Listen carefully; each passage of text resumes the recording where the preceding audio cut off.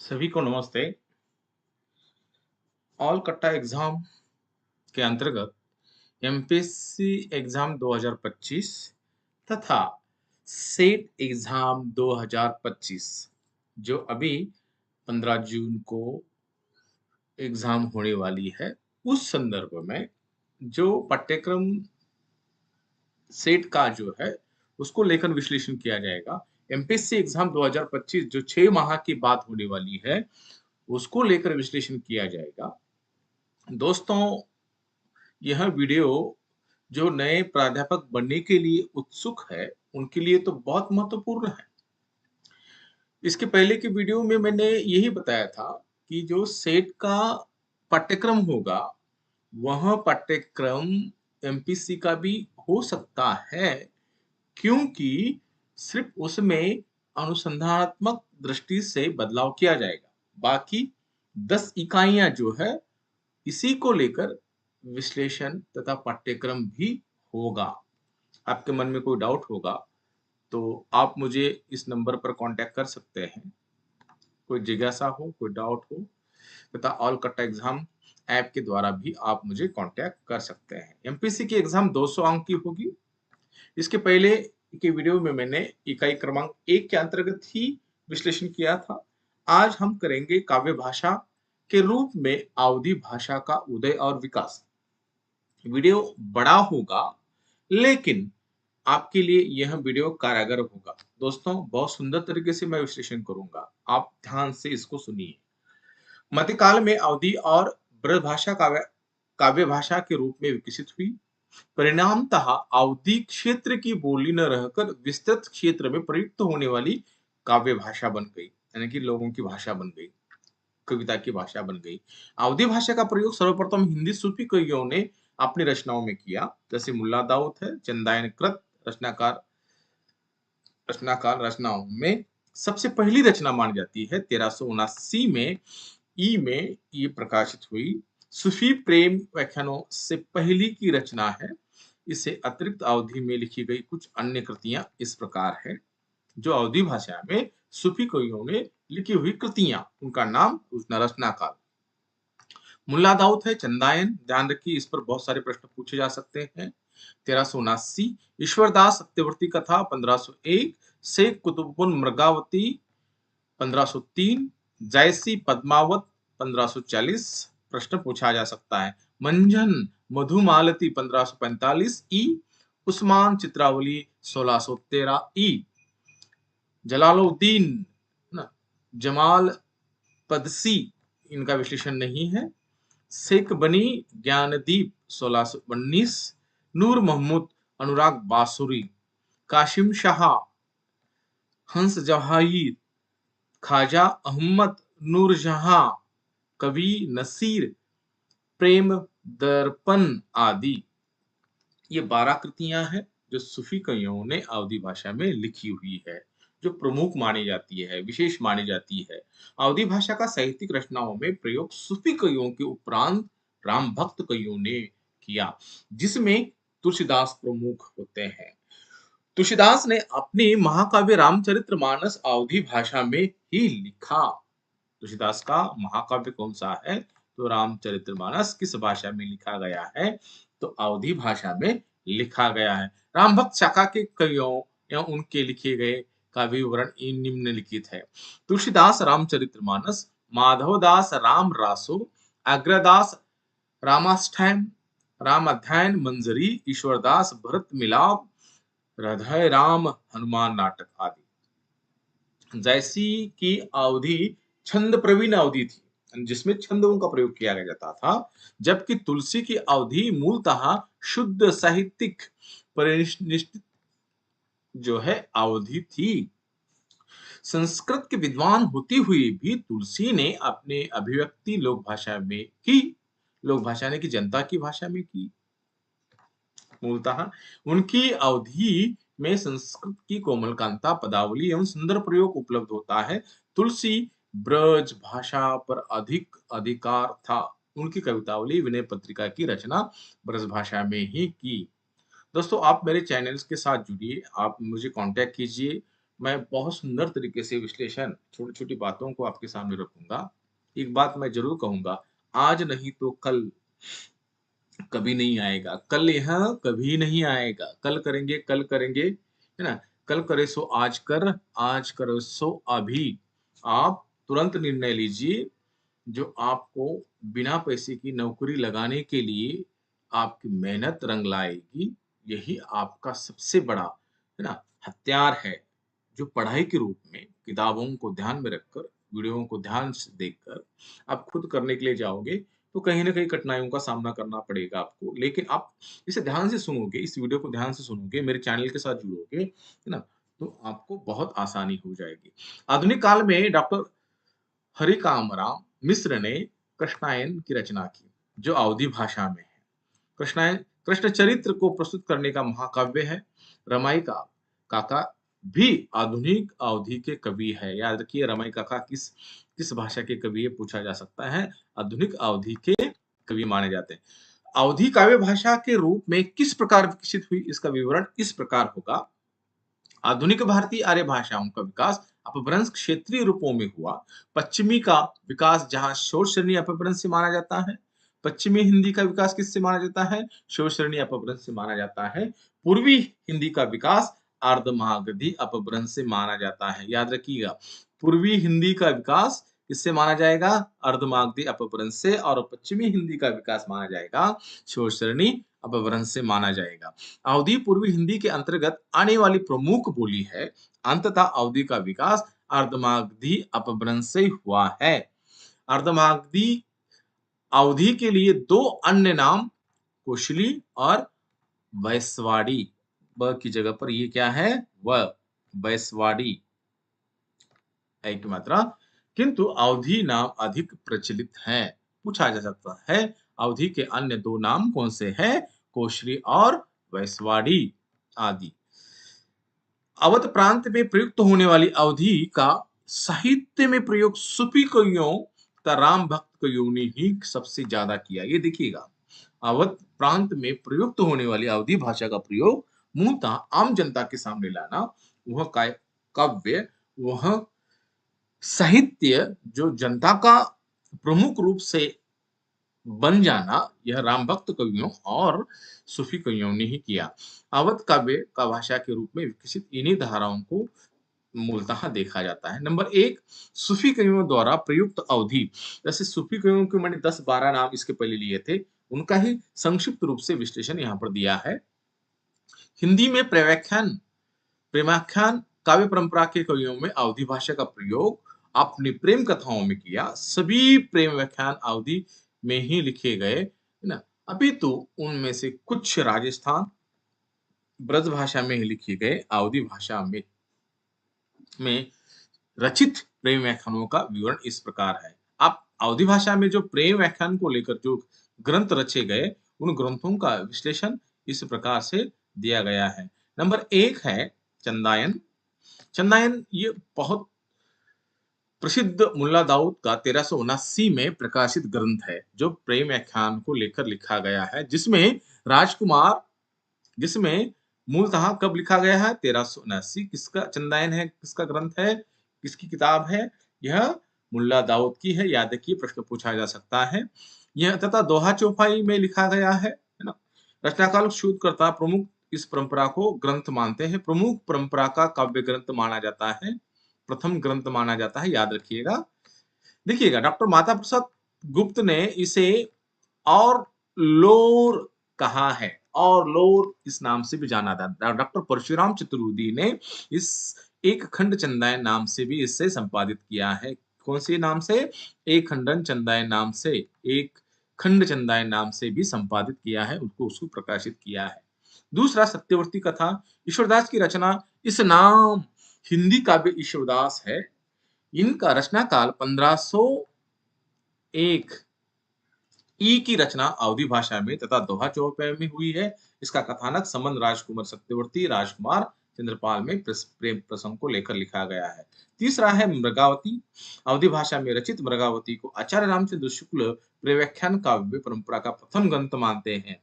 कौन मानते हैं? आचार्य रामचंद्र शुक्ल जो है काव्य परंपरा का प्रथम ग्रंथ मानते हैं। किसे मानते हैं? मृगावती को मानते हैं, जिसकी रचना जो है 1503 ई में हुई है। इसका नायक एक राजकुमार जबकि नायिका मृगावती है। कथा की परिणति शांत रस से हुई है। दोहा चौपाई रचित ग्रंथ की भाषा शुद्ध अवधि है। शैली में सहजता, प्रभाव, सरलता इसमें विद्यमान है। पद्मावत के बारे में, भक्ति काल के अंतर्गत आपने पद्मावत को पढ़ा है ना? पद्मावत यानी कि जायसी को पढ़ा है। पद्मावत नामक काव्य की रचना सूफी कवि मलिक मोहम्मद जायसी ने की, जो 1540 ई में प्रकाशित होगी। चित्तौड़ के राजा रत्नसेन और रानी पद्मावती की प्रेम कहानी है। हरदीप बहारी के अनुसार जायसी से बहुत पहले कुछ भाषा में राजा में रचित राजशेखर कथा मिलती थी। कौन सी कथा मिलती थी? राजशेखर कथा मिलती थी, किंतु कथा वस्तु पद्मावत से मिलना समय नहीं रखती थी। हो सकता है जयसी ने इसे इस ग्रंथ या उससे मिलती जुलती कथा वाले अन्य ग्रंथ को अवधी भाषा में रूपांतरित किया हो, ऐसे माना जाता है। पद्मावत की रचना भाषा में दोहा चौपाई का प्रयोग किया गया है। जयसी रामदत्त सिंह दिनकर के जयसी नामक काव्य ग्रंथ वाले जो अवध क्षेत्र में आते हैं, इसलिए उन्हें पद्मावत ठेठ ग्रामीण अवधि का प्रयोग किया गया है। पद्मावत में किसका प्रयोग किया गया है? ठेठ ग्रामीण अवधि भाषा का प्रयोग किया गया है। ध्यान में रखिए, लोक उक्तियां, मुहावरों का प्रयोग किया गया है इसमें, और कड़वक बनाया गया है, बहुत अच्छी तरह से बनाया गया है, परफेक्ट बनाया गया है।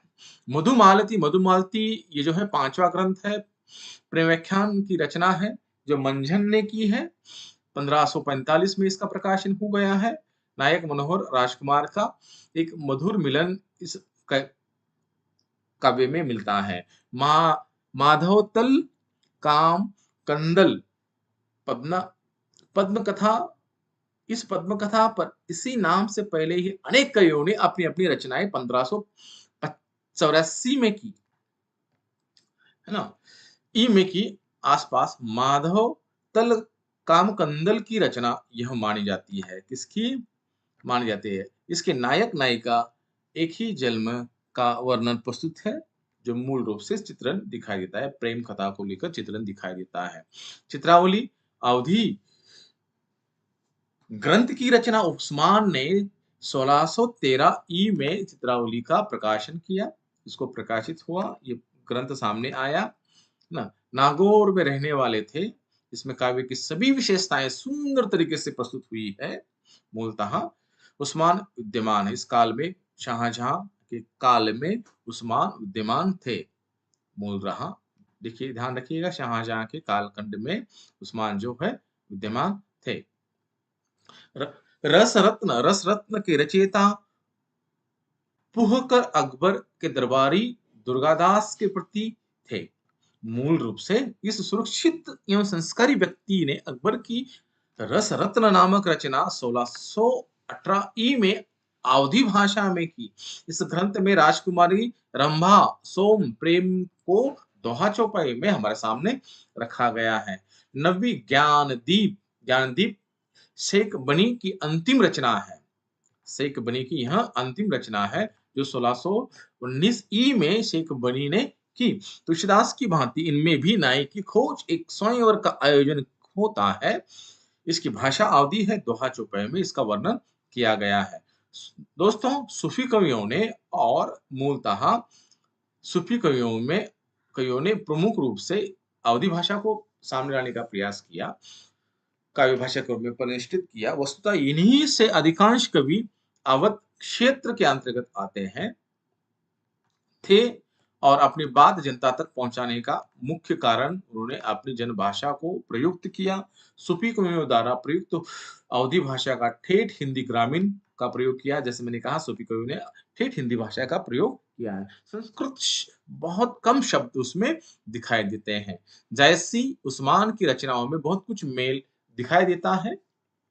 इसकी ओर मैं ज्यादा विश्लेषण नहीं करूंगा, लेकिन तुलसीदास द्वारा प्रयुक्त साहित्यिक हिंदी एकदम भिन्न है। जैसी और तुलसीदास की भाषा में जो है बहुत फर्क दिखाई देता है, क्योंकि वो साहित्यिक हिंदी है और ये ग्रामीण ठेठ हिंदी का प्रयोग इसमें अवधी भाषा का प्रयोग ठीक इसमें दिखाई देता है। राम भक्त कवियों द्वारा प्रयुक्त अवधी का भी प्रयोग इसमें किया गया है। इसके अतिरिक्त राम भक्त कवियों ने अपनी भाषा को ईश्वरदास, तुलसीदास, लाला दास ने अपनी कविताओं में प्रयोग किया है। ईश्वरदास ने सत्यवर्ती कथा लिखी। ईश्वरदास ने कौन सी लिखी? सत्यवर्ती कथा लिखी। मूलतः सत्यवर्ती कथा जो है प्रेमाख्यान परंपरा की है। इसके अतिरिक्त राम कथा से संबंधित दो प्रमुख ग्रंथ भरत मिलाप और अनुराग उन्हें दिखाई देते हैं। किसके हैं? ईश्वरदास के हैं, भरत मिलाप और अनुराग। याद रखिए, ये प्रश्न पूछा जा सकता है और जो अवधि में लिखा हुआ। ईश्वरदास के अतिरिक्त गोस्वामी तुलसीदास ने रामचरितमानस महाकाव्य की रचना की, जो अवधि भाषा में 1500 है ना 74 ई में इसे हिंदी में गौरवपूर्ण रखा गया है। तुलसीदास की अवधि भाषा शुद्ध परिनिष्ठ अवधि थी, जिसमें संस्कृत की शब्दावली का प्रयोग प्रचुर मात्रा में दिखाई देता है। जैसी अवधि से तुलसी की अवधि में थोड़ा सा भिन्न है, जैसी ने ठेठ ग्रामीण अवधि का प्रयोग किया है। तुलसीदास की काव्य प्रतिमा में तेज से उस काल के अन्य कवियों में भी अभिभूत थे। वे अवधि की काव्य रचना कर रह सके। वे जानते थे कि उनकी कविता में की तुलना में समकालीन तुलसी से की जाएगी, जिसमें वे कहीं न कहीं ठीक रहेगी, टिक सकेंगे सॉरी। तुलसीदास ने समसामयिक छत्रदास में अवध विलास की रचना 1600 है ना 43 में ई में की। राम जन्म वनगमन की कथा की इसकी रचना अवधि भाषा में दोहा चौपाई में की गई है। तुलसीदास की संस्कृतनिष्ठ अवधि के दो उदाहरण भी हमें उनके साहित्य में दिखाई देते हैं। आधुनिक काल में अवधि का भी प्रयोग किया गया है। अवधि भाषा का साहित्य में प्रयोग मध्यकाल के उपरांत जो है आधुनिक काल में हुआ है, जिसमें प्रमुख रूप से द्वारका प्रसाद मिश्र दोहा चौपाई आधुनिक भाषा में कृष्णायन नामक ग्रंथ लिखा, अवधि भाषा में लिखा। वंशीधर शुक्ल ने रमयिका का ग्रंथ लिखा, अवधि भाषा में प्रमुख कवि के रूप में उसको जाना जा सकता है। ये मूल रूप से देखा जाए, समग्र रूप से देखा जाए तो अवधि भाषा को साहित्य में प्रयुक्त होने का श्रेय सूफी कवि, प्रेमाख्यान कवियों तथा राम भक्त कवियों को है। जायसी और तुलसी अवध के महाकवि है तथा इनकी रचनाएं हिंदी में गौरवपूर्ण मानी जाती है। दोस्तों, इसी को लेकर बहुविकल्पीय प्रश्न है। मैंने इसके पहले भी आपको एक बात बताई थी कि ये प्रश्न इसी पाठ को लेकर है, लेकिन इसको छोड़कर भी मैंने प्रश्नावली क्रमांक 1, प्रश्नावली क्रमांक 2 ऐसे 25 प्रश्नावली के कई प्रश्नावली में निर्माण करने वाला हूँ। आपके सामने वीडियो के रूप में प्रस्तुत करने वाला हूँ, जो सिलेबस की एमपीसी सिलेबस की दृष्टि से, जो सेट नेट की दृष्टि से बहुत कारगर और उपयोगी होगा। प्रश्न क्रमांक 1, अवधि भाषा में सबसे पहली सूफी रचना कौन सी है? चंदायन है, ध्यान रखिएगा। उसके बाद चंदायन की रचना किसने और कब की? मुल्ला दाऊद ने सन 1379 में की। अवधि भाषा का विकास किस अपभ्रंश से माना जाता है? अर्धमागधी अपभ्रंश से माना जाता है। पद्मावत महाकाव्य की रचना कब हो गई? आप में से कौन बता सकता है मुझे?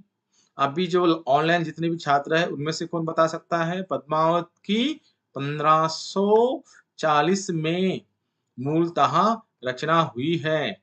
तुलसीदास का रामचंद्र मानस की भाषा कौन सी है? सीधी सी, बहुत कई बार इस प्रश्न को पूछा गया है। यह तुलसीदास का रामचरितमानस जो है महाकाव्य ग्रंथ जो है अवधि भाषा में लिखा गया है। कौन सी भाषा में लिखा गया है? अवधि में लिखा गया है। प्रेमाख्यान काव्य परंपरा का प्रथम कवि किसे माना जाता है? वो भी आचार्य रामचंद्र शुक्ल के आधार पर देखा जाए तो मृगावती जो है मूलतः प्रथम ग्रंथ माना जाता है। मधुमालती के रचयिता कौन है? मंजन है। ध्यान में रखिए, अवधि के लिए प्रयुक्त अन्य नाम कौन से हैं? कौशिकी और वैश्वाड़ी। याद रखिए, कौशिकी और वैश्वाड़ी, ऑप्शन क्रमांक 1। जैसी कि अवधि की विशेषताएं क्या है? वह ठेठ ग्रामीण अवधि रूप में सामने आती है। ध्यान में रखिएगा। तुलसीदास की अवधि भाषा की विशेषता क्या है? शुद्ध साहित्यिक शब्दों का परिष्कृत अवधि का प्रयोग इसमें किया जाता है। सत्यवर्ती कथा की रचना किसने की? मूलतः ईश्वरदास ने की। ऑप्शन क्रमांक 2।